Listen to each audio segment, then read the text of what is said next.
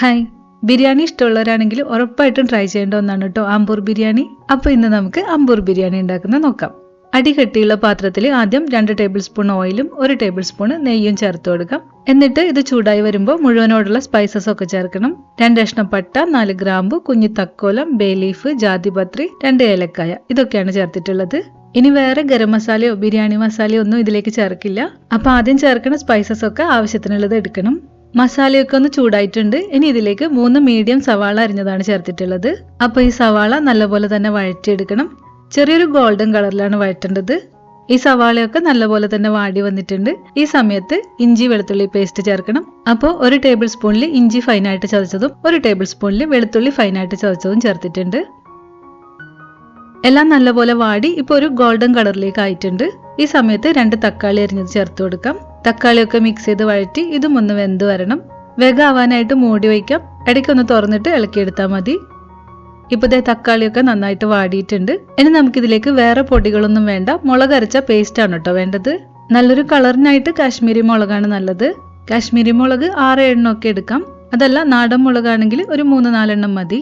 മുളക് അരമണിക്കൂർ ചൂടുവെള്ളത്തിൽ കുതിർത്ത ശേഷം അരച്ചെടുത്താൽ മതി. അങ്ങനെ എടുത്തിട്ടുള്ള പേസ്റ്റാണ് ചേർത്തത്. അപ്പോൾ ഈ മുളക് പേസ്റ്റും 1 മിനിറ്റ് എണ്ണയിൽ വഴറ്റിയെടുക്കണം. ഇനി നമുക്കിതിൽ 2 വലിയ സ്പൂൺ തൈരും പിന്നെ പകുതി ചെറുനാരങ്ങയുടെ നീരും ചേർത്ത് കൊടുക്കണം. എല്ലാം നല്ലപോലെ മിക്സായി വന്നിട്ടുണ്ട്. ഇനി ഇതിലേക്ക് ചിക്കൻ ചേർത്ത് കൊടുക്കാം. 1/2 കിലോ ചിക്കനാണ് ചേർക്കുന്നത്. പിന്നെ 1 ടീസ്പൂൺ ഉപ്പും ചേർത്തിട്ടുണ്ട്. ഉപ്പും ചിക്കനും ഒക്കെ മസാലയിൽ നന്നായിട്ട് മിക്സ് ചെയ്തെടുക്കണം. ഈ മസാലയിൽ ഒന്ന് കുക്ക് ചെയ്തെടുക്കണം. ചിക്കൻ്റെ ഉള്ളിലുള്ള വെള്ളമൊക്കെ ഇറങ്ങട്ടെ. 2 മിനിറ്റ് മൂടി വെച്ചിട്ട് വേവിക്കാം. ചിക്കൻ മസാലയൊക്കെ ഇതുപോലെ റെഡി ആയിട്ടുണ്ട്. ഇനി ഇതിലേക്ക് 1.5 കപ്പ് ചെറിയ ചൂടുള്ള വെള്ളം ചേർത്തിട്ട് ഒന്നുകൂടെ മിക്സ് ചെയ്തെടുക്കണം. നമുക്കിത് വളരെ ലോ ഫ്ലെയിമിൽ വെച്ചിട്ട് ഒരു 10 മിനിറ്റ് കുക്ക് ചെയ്യാം കേട്ടോ. ഇതൊക്കെ ചെയ്യുമ്പോൾ തന്നെ റൈസും ഒന്ന് റെഡിയാക്കി എടുക്കണം. 2 കപ്പ് ജീരകശാല അരി കഴുകി വൃത്തിയാക്കിയിട്ട് 20 മിനിറ്റ് കുതിർത്ത് വെച്ചതാണ്. 4 കപ്പ് വെള്ളം തിളപ്പിക്കാനായിട്ട് വെച്ചിട്ടുണ്ട്. ഇതിലേക്ക് അല്പം ഉപ്പും ചേർക്കണം. 1/2 ടീസ്പൂൺ ഉപ്പാണ് ചേർത്തത്. എന്നിട്ട് കുതിർത്ത് വെച്ച അരി ഇതിലേക്ക് ചേർത്ത് കൊടുക്കാം. ഇതൊരു 2-3 മിനിറ്റ് നേരത്തേക്ക് മാത്രം തിളച്ചാൽ മതി. ഈ റൈസ് 1/4 ഭാഗം വേവാവേണ്ട ആവശ്യമുള്ളൂ. 3 മിനിറ്റിൽ വേഗം തന്നെ അരിപ്പയിലേക്ക് ഊറ്റിയെടുക്കാം. ഈ റൈസാണ് ചിക്കനിൽ ചേർക്കേണ്ടത്. ചിക്കനും ഇപ്പൊ കുറച്ചൊന്ന് വെന്തിട്ടുണ്ടാകും. ചോറ് ചേർക്കുന്നതിന് മുമ്പ് ഉപ്പ് നോക്കണം. ഉപ്പ് ഒരു പൊടിക്ക് കൂടുതലുള്ള പോലെ തോന്നണം. 1/2 ടീസ്പൂൺ ഉപ്പും കൂടെ ഇതിലേക്ക് ചേർത്തിട്ടുണ്ട്.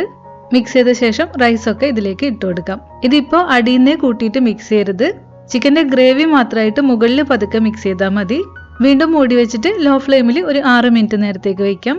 എന്നിട്ട് ഇതേപോലെ തന്നെ ഇരിക്കട്ടെ. ഒരു 15 മിനിറ്റ് കഴിഞ്ഞിട്ട് തുറന്നാൽ മതി. അപ്പോഴേക്ക് ചോറൊക്കെ നല്ലപോലെ വെന്ത് ബിരിയാണി സെറ്റായിട്ടുണ്ടാവും. ആമ്പൂർ ബിരിയാണി ഇവിടെ റെഡി ആയിട്ടുണ്ട്.